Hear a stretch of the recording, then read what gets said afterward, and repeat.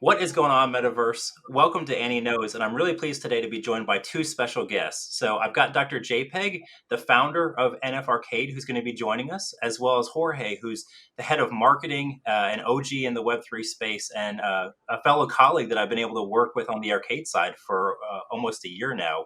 So really pleased to have you guys both on the space. We've done a lot of interactions and topic sharing over the past months, but pleased to have you here. So JPEG, maybe you can go ahead and start us off. Tell us a little bit about how you got into Web3, and we'll come back to your project with NFArcade in a bit here.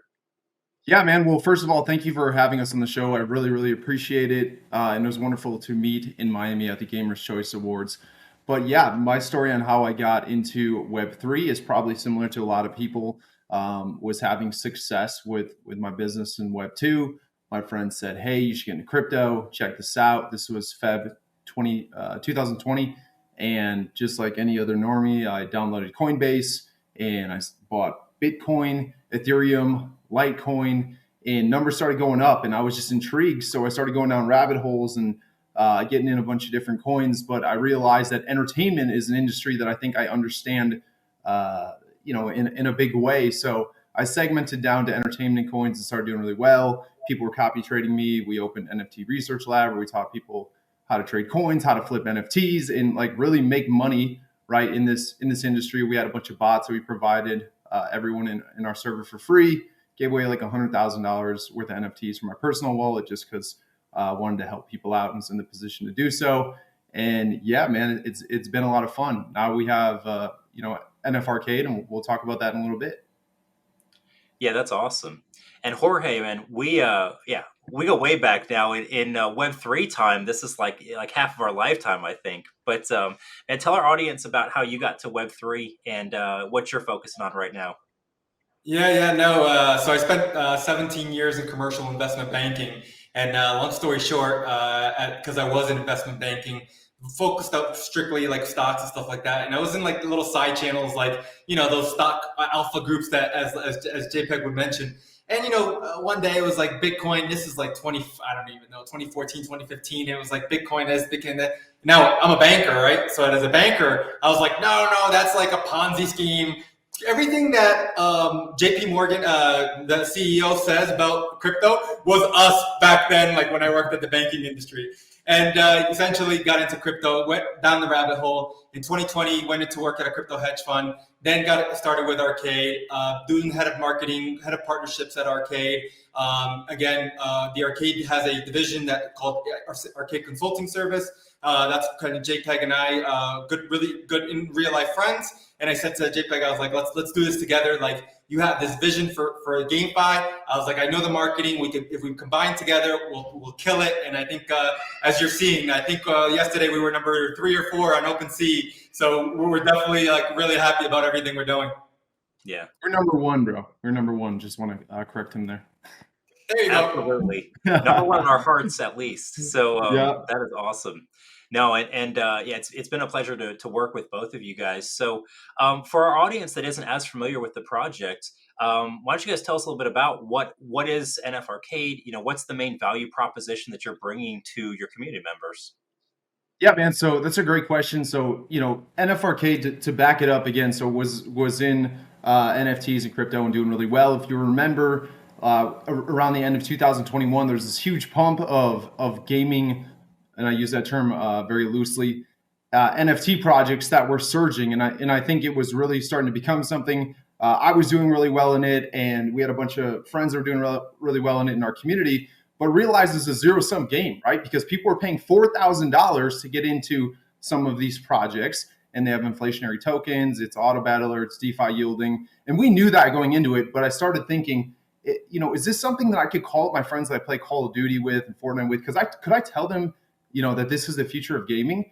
And I sat on that, man, and I was really thinking about it, and ended up going to a local barcade here in Arizona. And my girlfriend and I, we had some drinks. We were playing some arcade games. She'd never played Teenage Mutant Ninja Turtles in Time. It's okay, I forgave her. But we were about 3 games. Dude, we're 3 games in, and she's getting it, and she's killing it, and she's having fun, and we're laughing. And I'm like, this is it. Like the nostalgic moments and really being able to have something that's simple to pick up and understand. You don't have to read a white paper, all this stuff. I want to make a game, and I'm just going to start from there. So started by just focusing on making something that would be fun that I personally, as a gamer in Web3, would be excited to play. And then just started with a small circle, small group of friends, testing, getting feedback, and then started flying around the world and going to conferences. Ended up at GDC. We had a guy that's been in the gaming industry for 30 years, shipped over 600 successful games, helped bring free-to-play to the United States in 2014, so on and so forth. Did like a ton of accolades. And we ended up meeting, and he's like, hey, man, listen, I've been getting shilled bullshit, Ponzi tokens all night. And you guys really get this. The way that you're putting a game out and you're trying to build an ecosystem around a fun game. And I think that you're doing it right. So he came on as advisor. So we pretty much went from having one game where we were going to give away, USDC prizes to now having a web browser-based platform where we are launching with 5 games.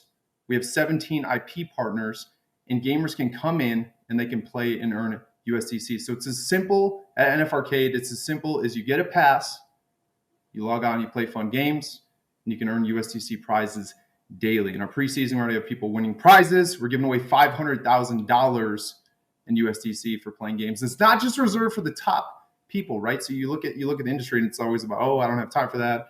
I can't be a full-time gamer. I'm not that good. It's also for participation. So by coming in, you have a chance to win with that as well. So we're really excited because we're able to serve gamers, right? Because if you talk to anybody in the world and you're like, I made 1 ETH, I made Ponzi token for playing games. Like, we understand what 1 ETH is. We're like, oh shit. Like, right. We wake up every morning, and we check CoinGecko for the price of ETH.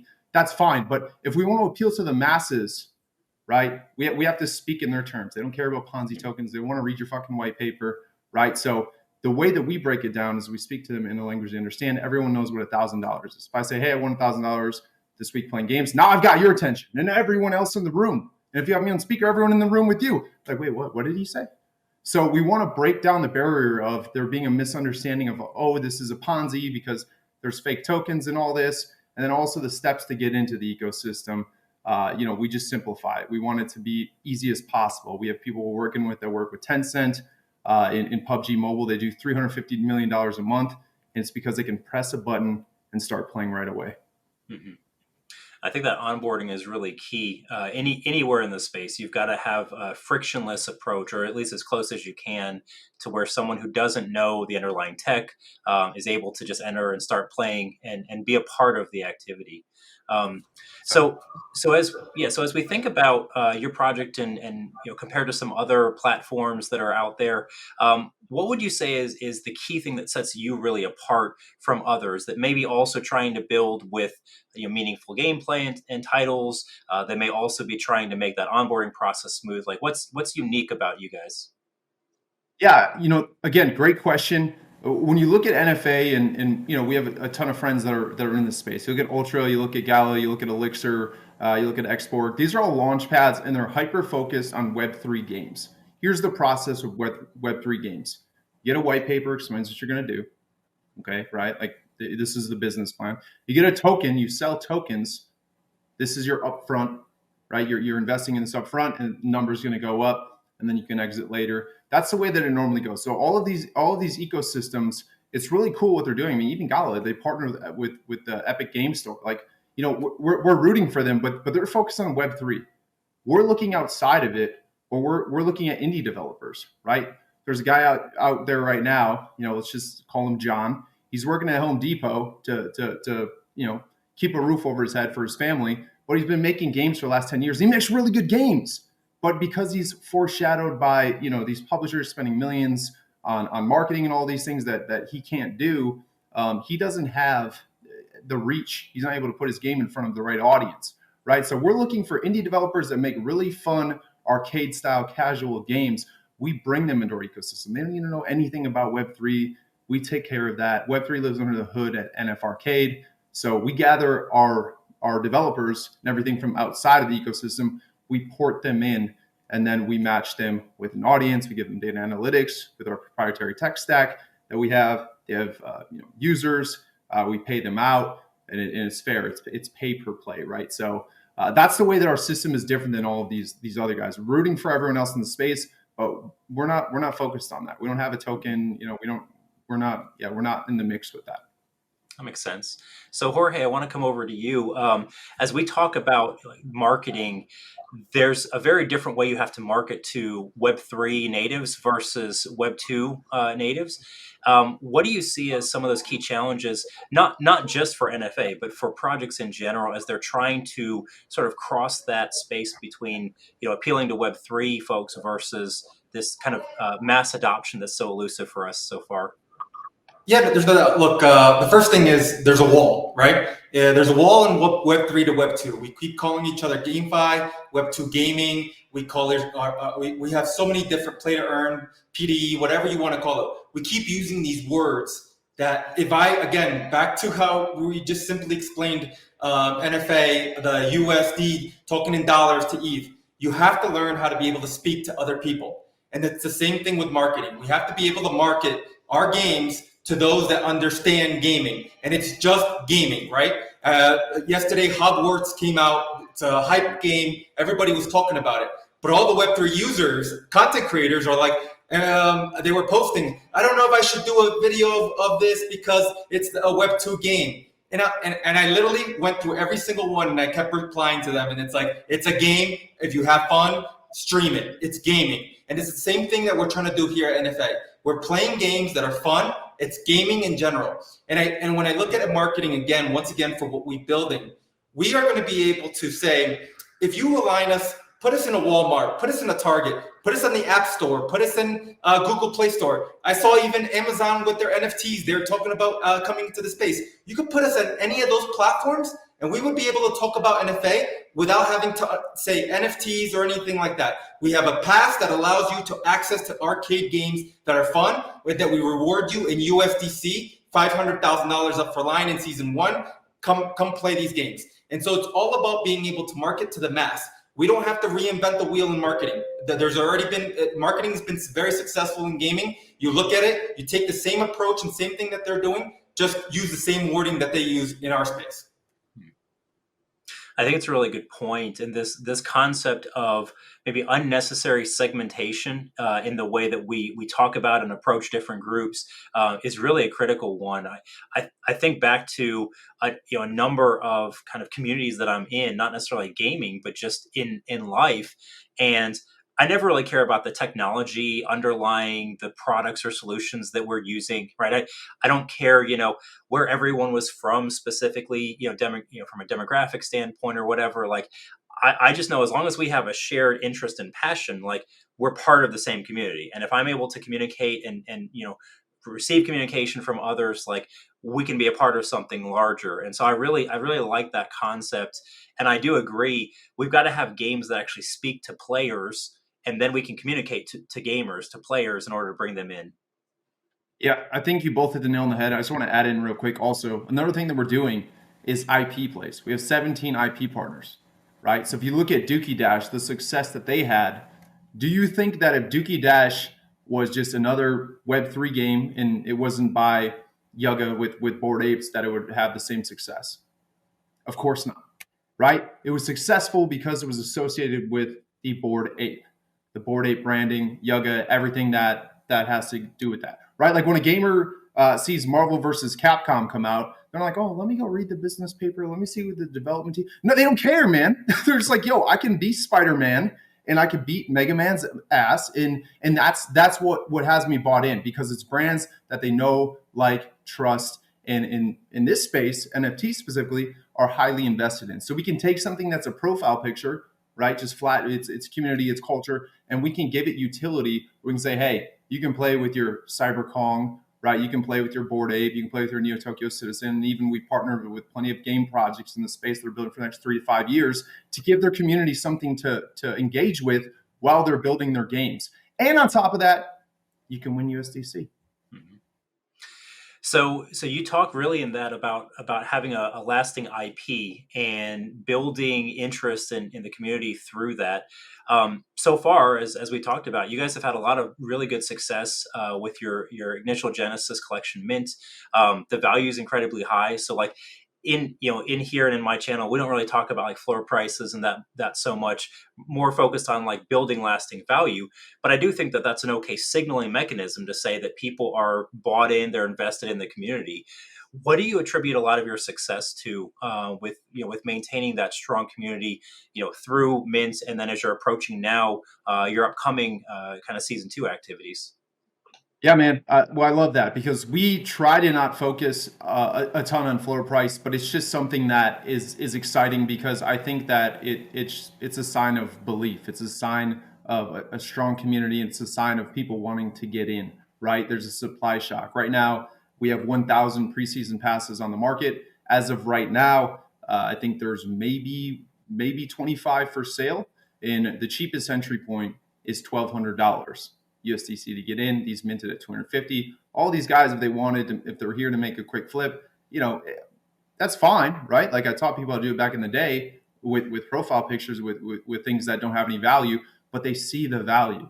They understand it because from day one, we built this organically. We've done no paid shills. We haven't done any, paid marketing or anything like that. From day one, we built this with an organic community of gamers by gamers where we've said, hey, check out this game. Let us know what you think. Fill out this form.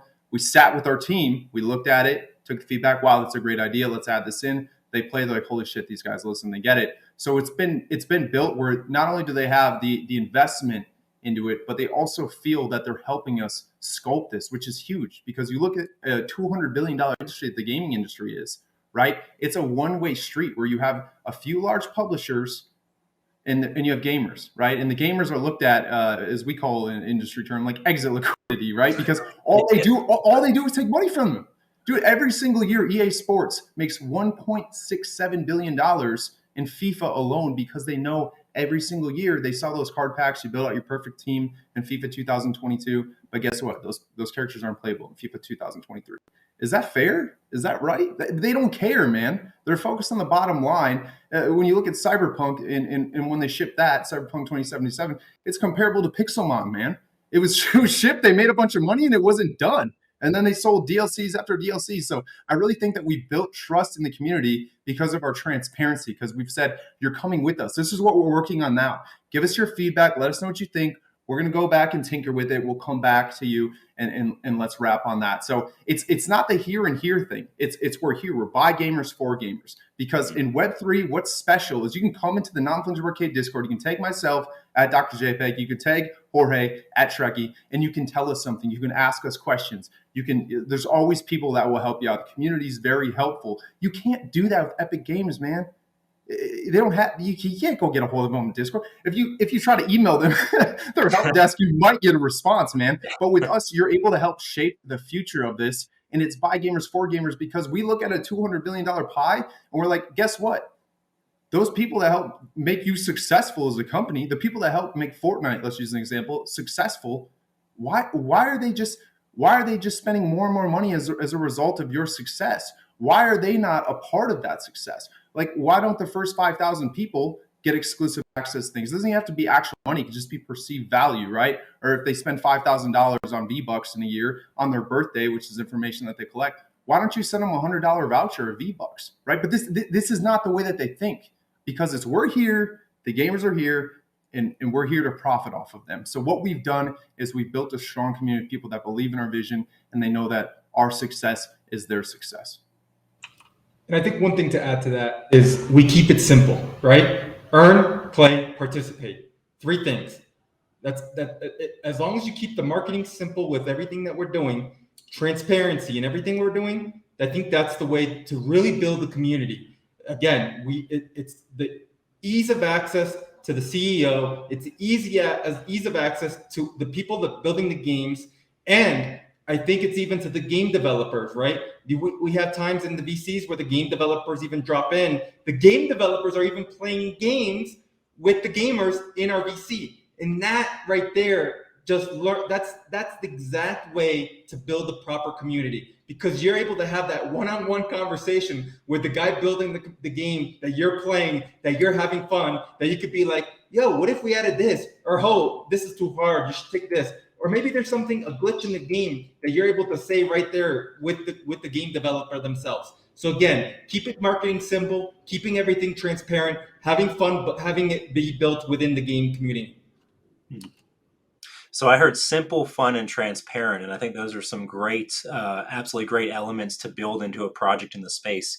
Um, is there any other advice that you might give to someone who's looking to found or maybe join a project team that's building in this industry? Yeah, I would say go slow, choose the hard route. These are all things that people know, right? But it's true. When we were down in Miami, Jorge and I were at the Gamers Choice Award. We were sitting at a dinner table with about 20 people, and we were hearing stories of guys that raised $1, $5, $10 million. I don't know if you remember, but I think it was about a year ago now. A16Z, they even launched a program. It was a grant where you could get up to $1 million from them if you had a half-baked idea. It was like a half.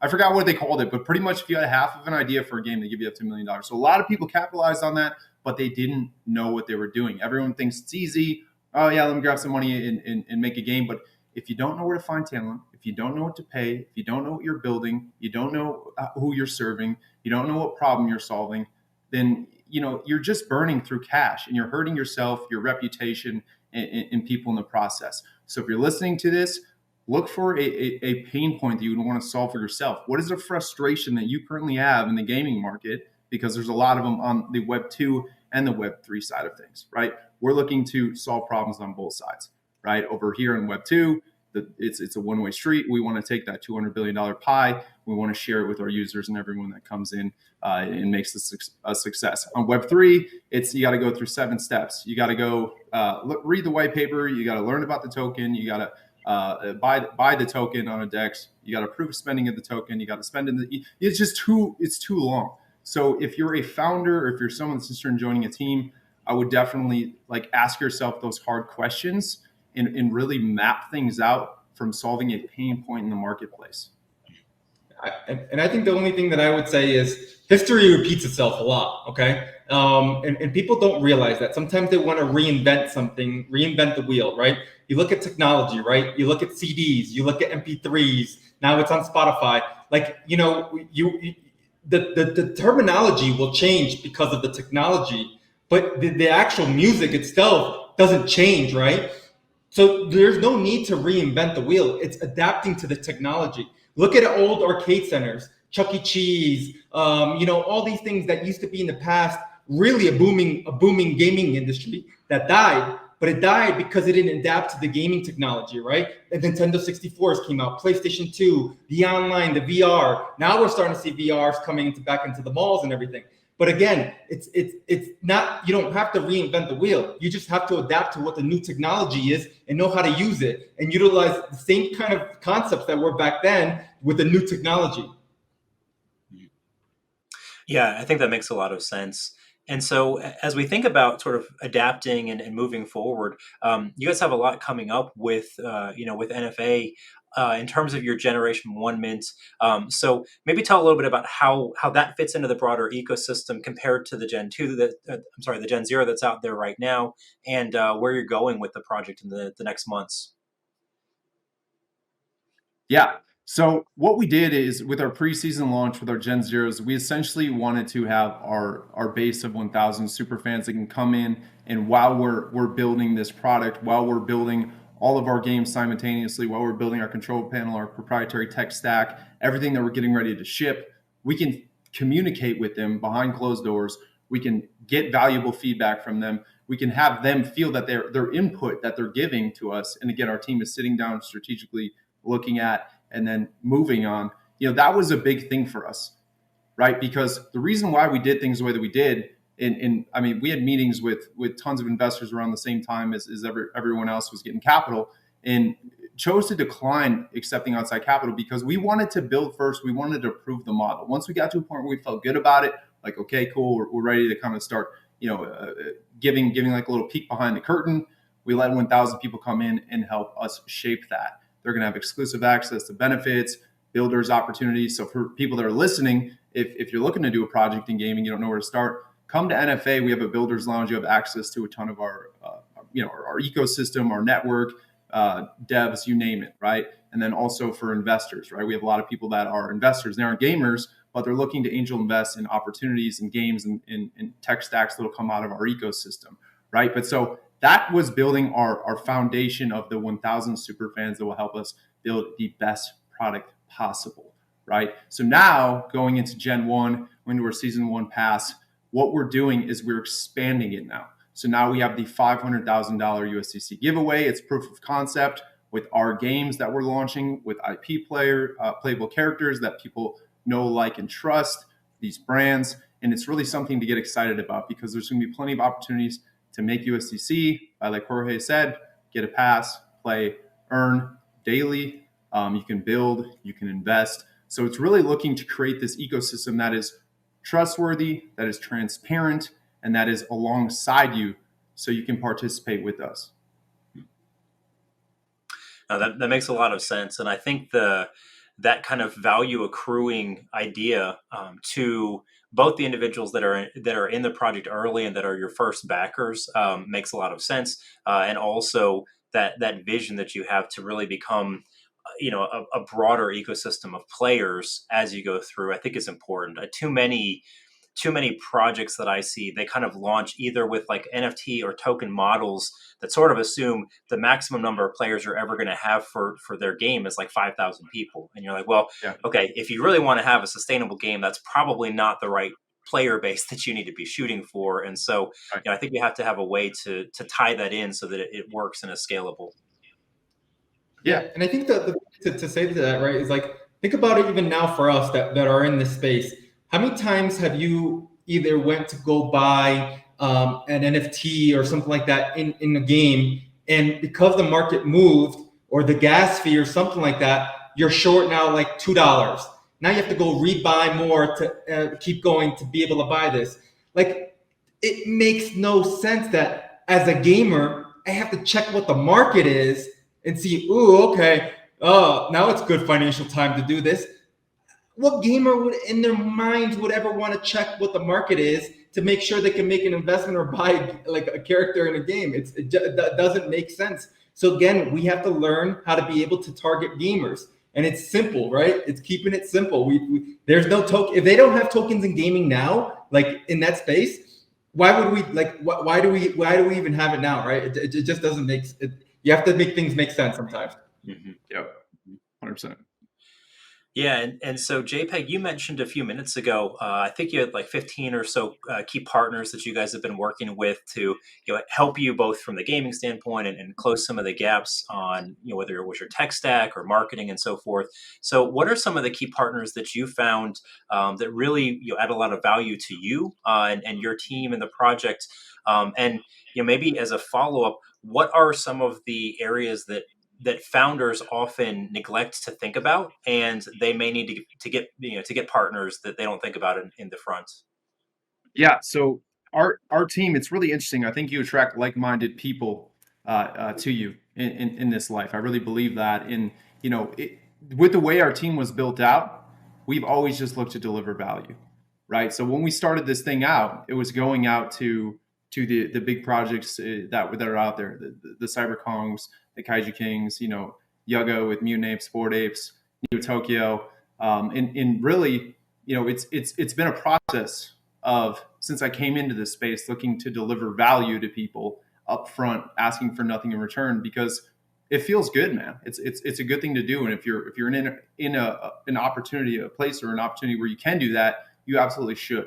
But the thing is, our team has always looked to deliver value. So if we can go to a game that's not able to ship for 3 to 5 years, if we go to a profile picture that's a profile picture, we say, hey, man, we'll model out a character for you. You guys can give us a thumbs up if you like it. We'll make adjustments. We'll get the art done for you. It's going to be all custom art assets. You port it into our game as playable characters, and your community can come in. If they have a pass, they can play for $500,000 USDC. How does that sound to you? Right? Like that was the approach. It was let's deliver value. Let's show everyone the value that we want to provide to their ecosystem. So that's really what has worked for us with getting those big IP partners. For anyone that's looking to do something similar, I would just say do the same. Just in general, like as a rule of thumb, at the very least, you should be looking for win-wins in business. You see, it's unfortunate that you see a lot of companies, projects, whatever you want to call them, they come and go because they're kind of just these overnight successes from paid shills and scammers, and then they're gone, right? So it's like you have to build that foundation of trust, and you have to operate from a place of delivering value up front, and do it from a genuine place as well, right? So I think that's where we've had a lot of success. Yeah, that makes sense to me. So, as we look at the industry as a whole, recently in one of my casts, we do the Gaming on the Block podcast. We gave predictions for 2023 for Web3 and specifically in the gaming sector. You both are very well connected in the industry. You see some of the macro trends that have come and gone over the past years. What do each of you see as maybe a key theme or trend that's likely to continue through 2023, or any kind of predictions that you want to share for the market? I'm not talking like price predictions, but just key activity that's going to be going on. And as always, nothing that we say on here is financial advice. So we're not going to go in that direction specifically. Jorge, I'll let you go first, man. I knew you was gonna want me to go first. I'll try to keep it PG here, but we see the big players coming in, right? We've seen really actually most of the big players in the Web2 space starting to look at the Web3 space and what we're building, what we're doing. They're definitely seeing that now. Like I said, we recently seen the Amazon NFT. We've seen Apple. We've seen Samsung. We've seen the big brands, right? The leading brands, right? That are in the gaming that really understand gaming because they have platforms for it. And we're seeing these platforms finally come in. I think in 2023, we will finally see one of these platforms, I think, actually finally dip their toes in this space and see and test the waters. And again, this is not because I'm with NFA and anything like this. But if you have built a model like NFA with no tokens, USDC, you keep it simple. I believe there's a lot of games in Web3 in GameFi that don't have tokens, that keep it simple, are free to play, stuff like that. That will be very successful with a look at the Apple Store, the Google Store, the Amazon Prime Gaming, all that stuff. Those are the ones that are going to be able to adapt seamlessly. You won't know anything that there's a blockchain technology behind it because everything's under the hood, right? You keep it under the hood. It's like cars, right? Like you don't know what engine or stuff like that. Like you don't tell me what cylinder, where it's made and all that stuff. It's just a technology behind that you're like, yeah, okay, I'll buy a Tesla or I'll buy this. So it's going to be everything that's under the hood. Those are the ones that I will believe that succeed. And if they dip their toes correctly and partner with the right games, I believe that that's where the mass adoption will come into to GameFi. And eventually, this is over time. And as long as also there's another aspect to this. As Web3 users, we have to make sure that we adapt correctly to them and are embracing them in the sense that, hey, we have to learn to talk a different language. And none of the crypto look, I'll tell you one thing, crypto Twitter is the most harshest Twitter out there because, man, you mess up once or you say something wrong, those guys will eat you alive, right? And so there's none of that in that space. It's more different. It's more of gaming, like, you suck at Call of Duty, you'll get on and you'll be like talking shit with your friends and all that stuff. That's different than what's happening in crypto Twitter. So in crypto Twitter, you could literally take down a game, right? You're seeing exchanges go down by just Twitter itself. So, those are the things, like, as long as we can learn how to adapt to that, use the things under the hood, keep it simple a lot, we're going to see some big players finally dip their toes and say, okay, there is ways to make blockchain technology into our games a lot seamlessly and improve our games. And at the end of the day, Dr. JPEG said it, the bottom line, right? This will improve their bottom line if they do it correctly. Yeah, Jorge, I'm not sure if you listened to the Gaming on the Block episode, but you nailed one of my predictions as well. So we're basically on the same page with that one. So JPEG, I'll throw it over to you, mate. Yeah, man. I would just echo sentiment that both of you are saying. It has to be simple, right? Like we're speaking with the guys, like I said, that do player acquisition for Tencent. We're the first Web3 gaming company that they want to work with because We're web browser based, so you don't have to download it. You don't have to have a supercomputer to play the game, so anybody can play it. You can essentially click and play, and you can win a currency that everyone in the world understands. So I think the key here is simplifying the model and proving to the masses why there's a benefit here. If you came into Fortnite in season 1 and you have a skin, you see these YouTube videos all the time. Look at my $100,000 collection of Fortnite skins.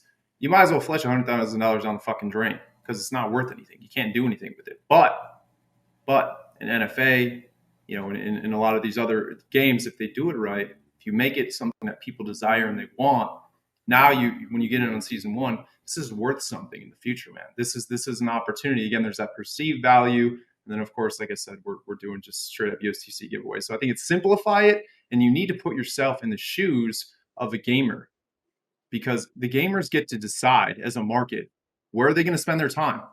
Where are they going to spend their money? It's up to them, man. There's so many choices. Why are they going to choose you? Do you think explaining, we have this all new technology? They don't give a shit, man. Spotify's like, yo, download our app, stream your favorite songs in podcasts. I'm like, well, we have the Dolby spatial audio, and you can listen to your MP3s at a 5G. Like, no one cares, man. So many people are trying to preach about the technology and the white paper, and they're trying to approach it from up here. And the gamer's like, fuck you, dude. I just want to play some games, right? So you got to simplify it. Mm-hmm. Yeah, the UI and the UX is the product to the customer, and you can never forget that. So definitely good takes on both of your fronts. So I have to say, we talked a little bit, I think, JPEG, you mentioned about catching up in Miami. We were at the Gamers' Choice Awards. It's really exciting to see a lot of the projects that are building today and see them be recognized for good quality. I did also pick up some merch while I was down there too. So just to rep the NFA brand here for a bit. Much love. Really excited about what you guys are building. One of the other pieces that was so fun to me was being there at the at the award show. So many of the projects, even if they're maybe you could view them as competitors with each other, there's a lot of recognition and admiration for other builders in the space. I think part of it's because the technology is still challenging to work with. Part of it's because the sector moves so quickly. But I think a lot of it's just the general ethos that people want gamers to have better experiences, at least the ones that are building in these types of projects that we're talking about.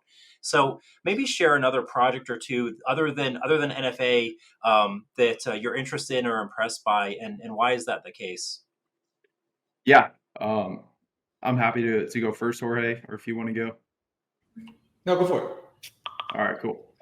Yeah, man. I mean, there's definitely a lot of good projects that I look at people, right? Because I think the biggest thing you can do is you should invest in people, right? Because it starts there. Anybody can have a good idea, and Mark Cuban says this. Anyone can have a good idea, but the work has to be done. So I look for executors with a good heart and transparency and a vision and professionalism. So a few projects that I'll just name. Rattle off the top. I might throw a few in later, but this thing of ours, our good friend Hustlepedia, it's a project where essentially, if you're priced out of purchasing assets or anything in these gaming projects, you can, by being in Hustle's group, this thing of ours, you have access to be able to benefit from those. So it's like a DAO.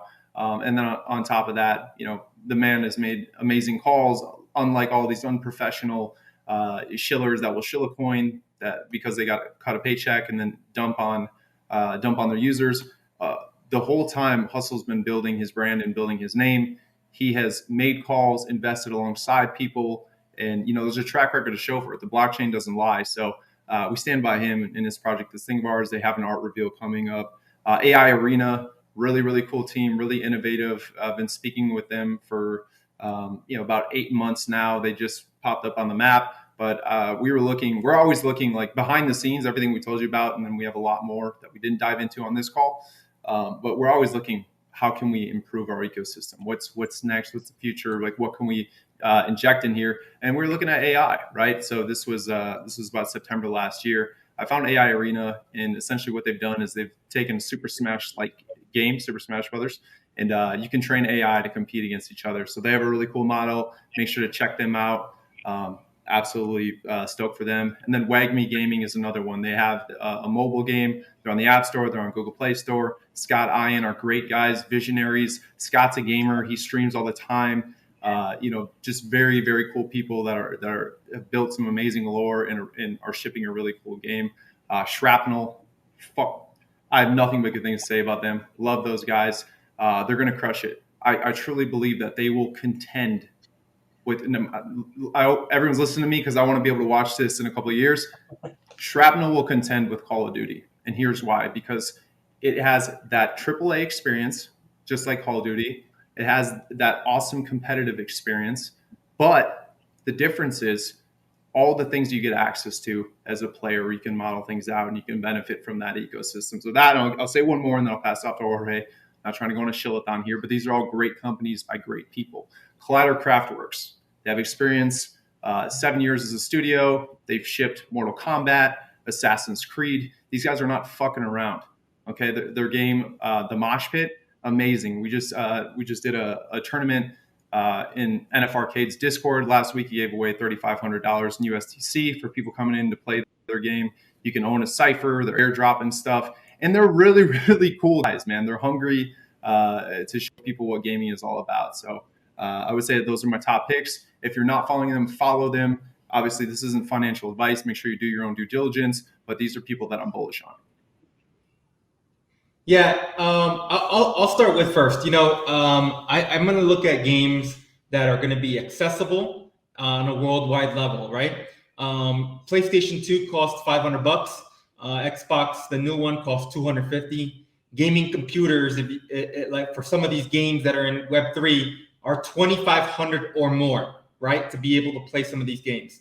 When you look at the world statistics of gaming, and you look at the world statistics of what the demographics are for being able to afford that, there's a lot of these AAA quality games that won't be able to access that masses of gamers that there are, like in Asia, like Vietnam, right? And so I look at internet browser games, right? And I plot everything with NFA. Those are the ones that are able to succeed. And why is mobile gaming so big? Because it's accessible, easy. There maybe at the minimum, 25 to 50 bucks gets you like one of those Samsung, Huawei, or whatever phones that has the ability to play just the normal games.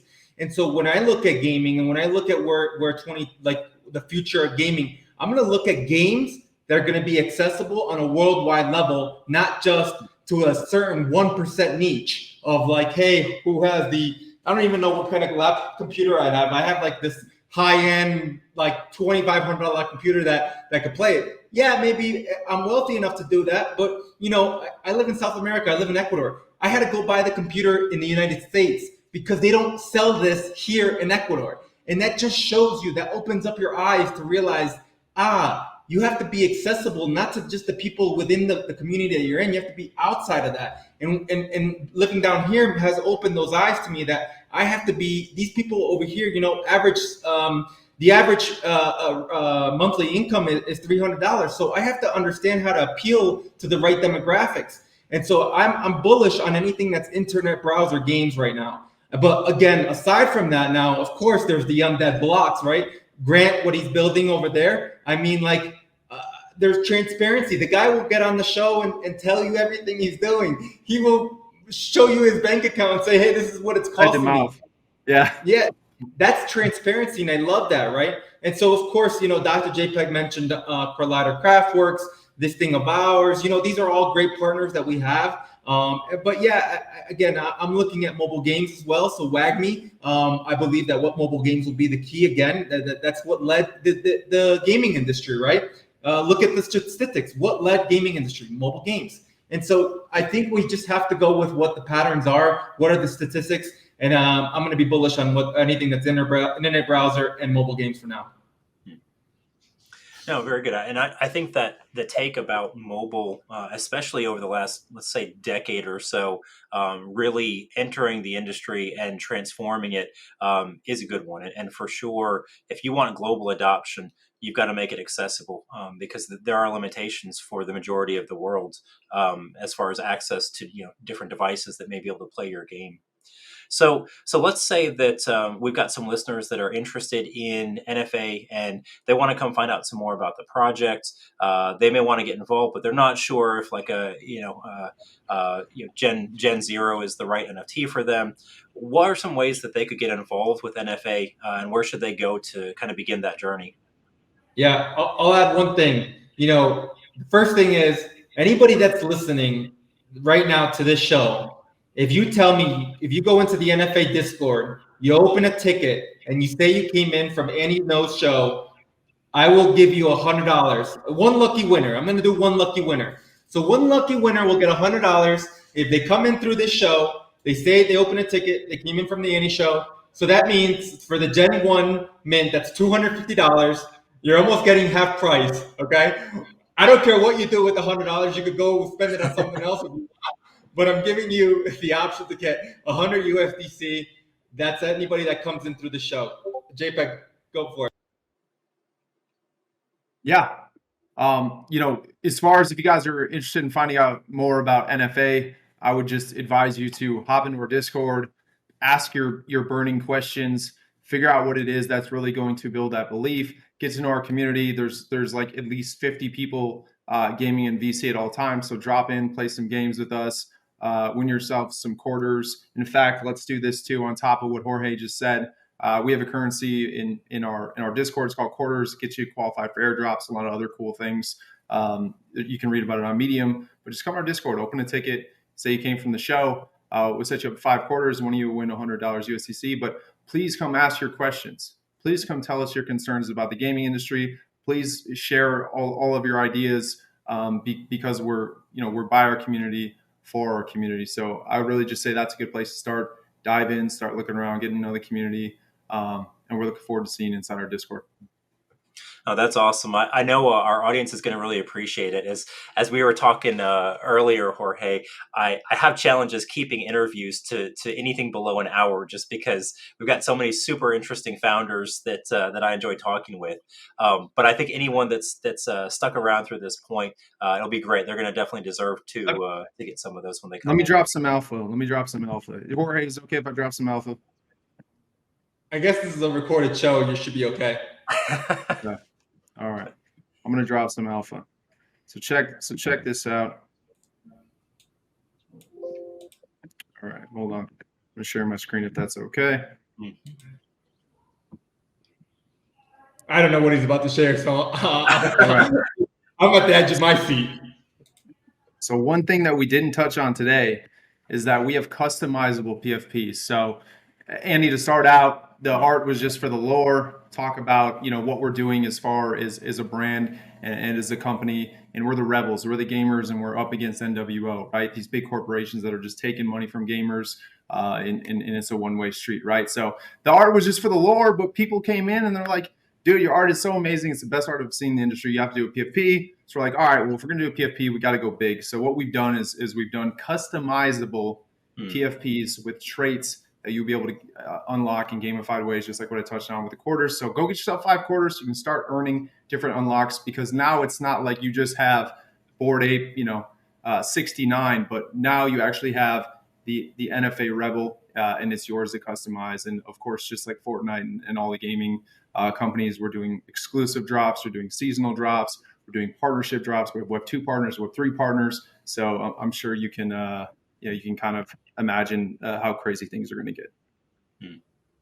That's it. No, that's awesome. I really appreciate you guys sharing that on the show, and we'll make sure that your community gets a chance to see it through this interview, and that those that are joining, if you want to have a chance to come in and customize your own NFT, this is the place to be for it. So that's awesome. I love that tech. Nice. It's a nice addition that, as you pointed out, you don't really get to see in most other projects.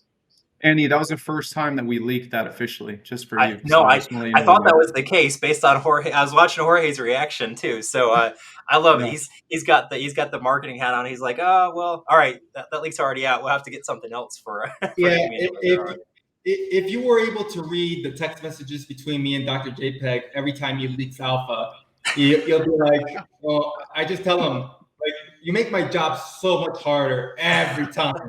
And sometimes I even tell the game developers, I'll be like, if you guys have something new that's going to come out, do not share it with Don't JPEG. tell them.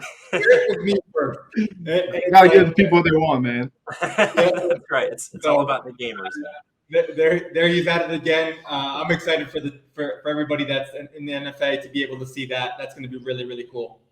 Awesome. Well, hey guys, I know we're at the end of our recording time today. I want to say again, just big thank you to both of you for coming on the show. Excited about the project. Thank you for the giveaways, for the alpha leaks, and for really building into the Web3 community.